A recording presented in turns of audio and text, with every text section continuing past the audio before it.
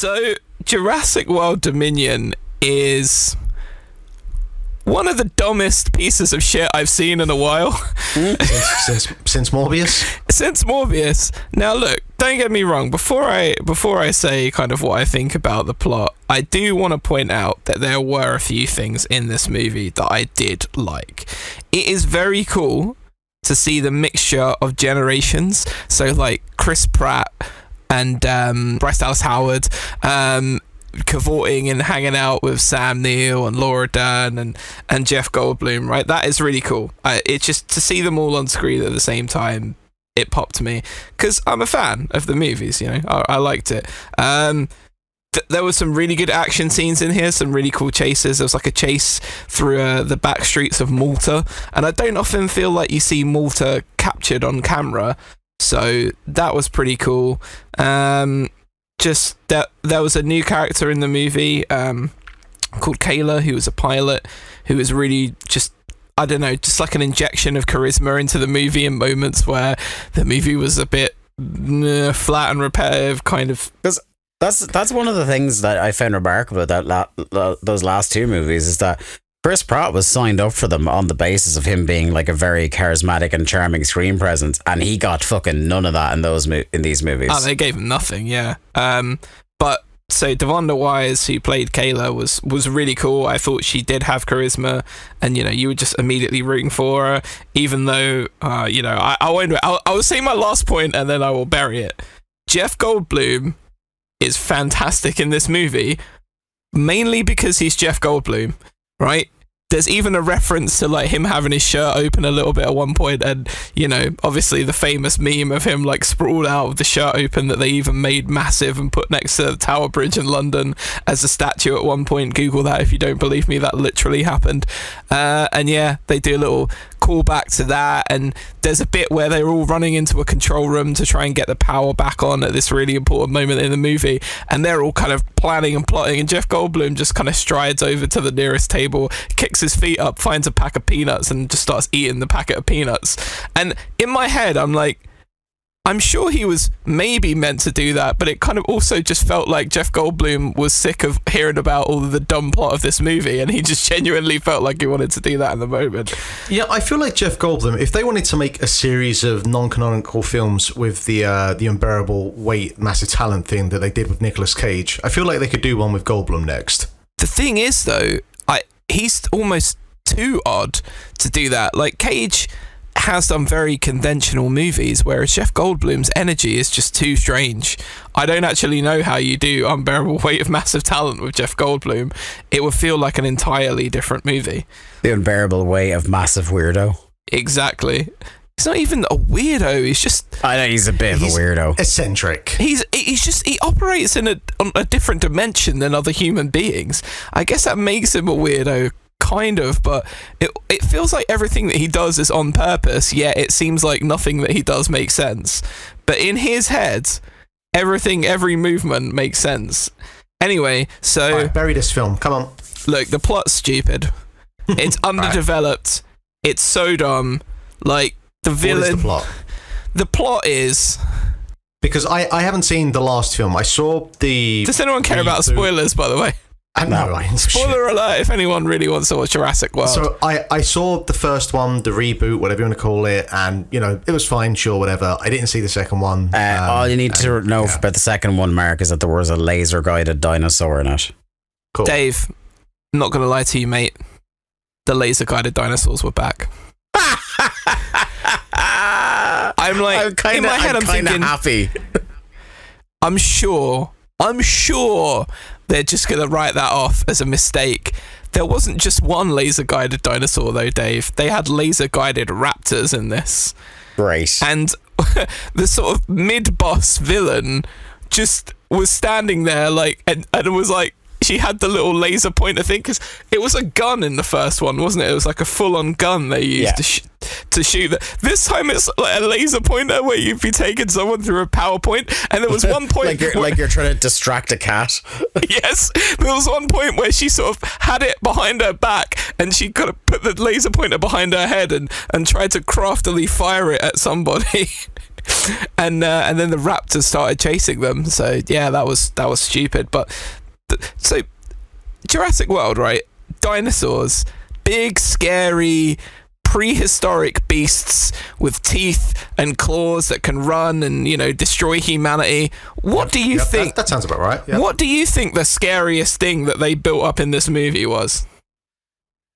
Sam Neill. Yes, that's right, Mark. Locusts. The scariest thing in this movie right. Boom, got is it. fucking locusts, right? Which, well, you know, like the plagues. Did you hear anything about dinosaurs in that? No. well, I mean, it is the most ham-fisted metaphor for this is what happens when you play God with the genomes of ancient beasts. You get a plague of locusts.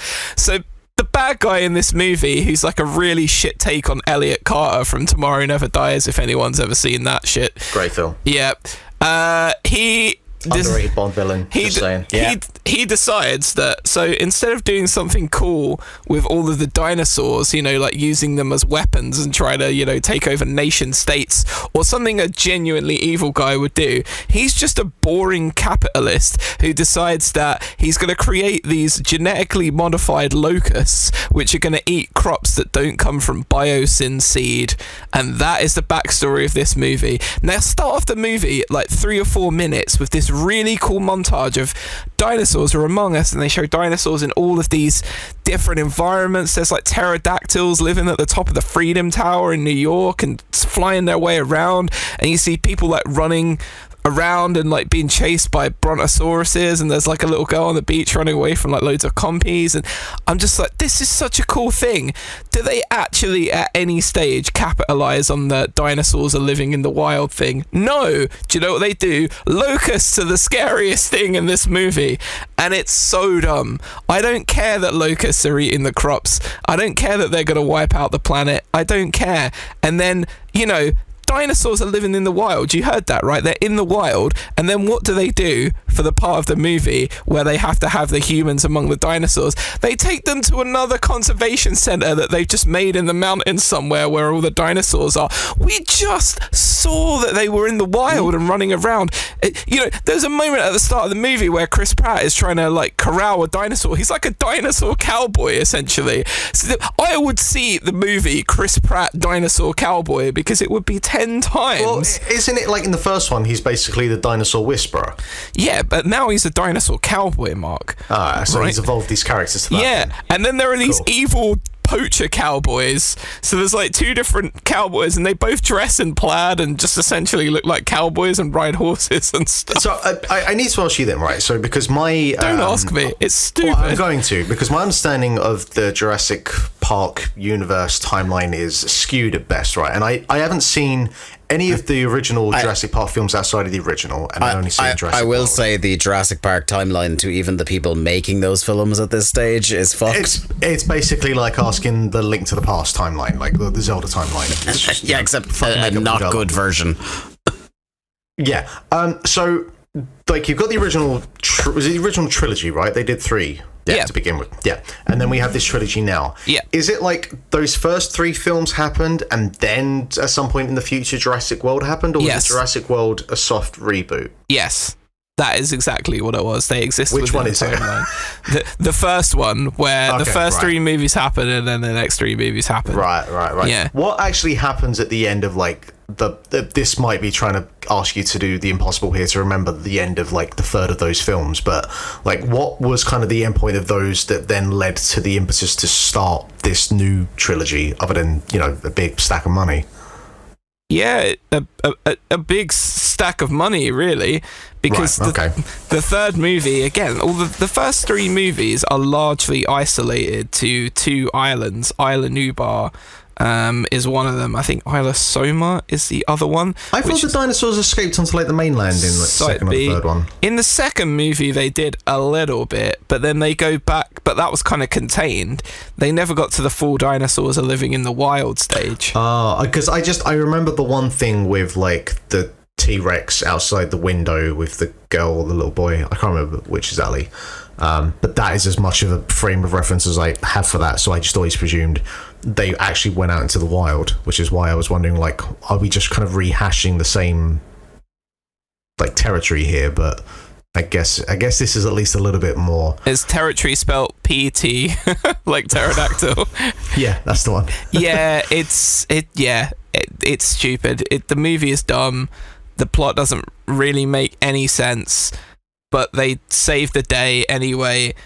The main chemistry in the movie is between Sam Neill and Laura Dern, who are both still so incredibly likable as characters and as just genuine good actors. The chemistry between... Now, I like Bryce Dallas Howard as much as the next fan of Bryce Dallas Howard, and I enjoy Chris Pratt's on-screen stuff that he does anyway.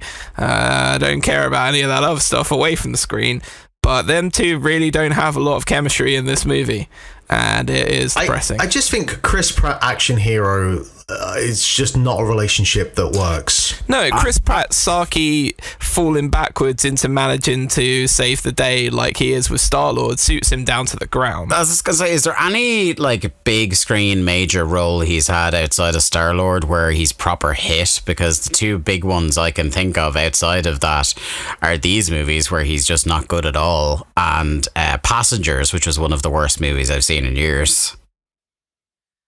Does the Lego movies count? He was pretty good at those as a voice. I guess that's so. It's but that's a different thing. And he's kind of the straight man in those, isn't he?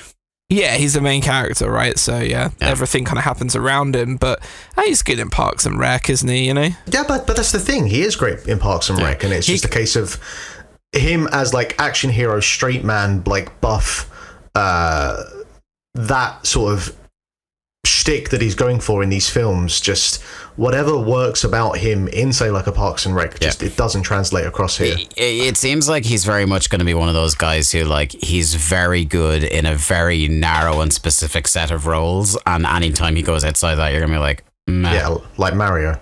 Remember what a giant piece of shit Passengers was? It was like, the thing was, so I said it's one of the worst movies I've seen in years. It was, more accurately, it was one of the most boring movies I'd seen in years, because like so him and J-Law, so charismatic, absolutely none of that made it into that movie. No, the only cool moment in that movie, which, spoiler alert, but I mean, if you're gonna watch Passengers, don't, is when you kind of see at the end what they did when they made all of the, you know, vegetation and overgrown on the space station. That was quite cool. But the rest, there was like the core of a good idea for a movie in there. Yeah, and the scene where, you know, the space station starts going haywire and she's in the pool and the pool flips and you get like the teardrop of pool water, that was pretty cool. But yeah, the rest of the movie was terrible. Anyway, it also terrible was this movie, and I'm so sad because I really like the Jurassic Park movies. I actually thought the first reboot was pretty good, and really the only things about this that I liked were just bits and pieces that involved the old cast and just like little nostalgia hits to get you through it, because the rest of the plot just was so piss poor. And they feel like they've been building up this BD Wong storyline the whole way, like Dr. Henry Wu, about him and his genetic experiments. And he is at fault for the locust thing, yet they just forgive him at the end of the movie because they're like, oh no, he didn't mean it. And then they let him fix his own problem. This guy should be going to jail for the rest of his life for creating killer crop locust things. It is so stupid.